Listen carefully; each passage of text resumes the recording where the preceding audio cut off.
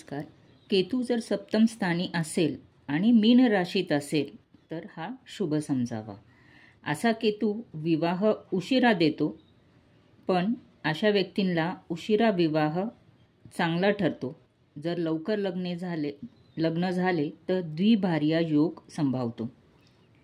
हे स्वभावाने करारी, जिद्दी व संयमी असतात. हा केतू ह्या व्यक्तीला अविवाहित राहण्यास प्रवृत्त करतो. मनाजोगे जोडीदार न मिळाल्याने खूप वर्ष अविवाहित राहतात व शेवटी विचित्र व्यक्ती निवडून विवाह करतात.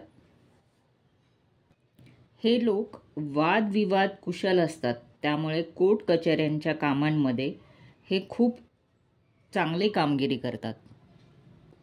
जर हा केतू अशुभ असेल तर जोडीदारापासून त्रास किंवा परजातीय व्यक्तीशी विवाह होण्याचे योग असतात. यांना प्रवास आवडतो, पण प्रवासामधून काहीतरी त्रास संभवतो. कसली ना कसली तरी उगाचच काहीतरी मनामध्ये भीती बाळगत असते. अशा व्यक्तींसाठी शिव उपासना व विष्णू सहस्त्रनाम करणे खूप फलदायी ठरते.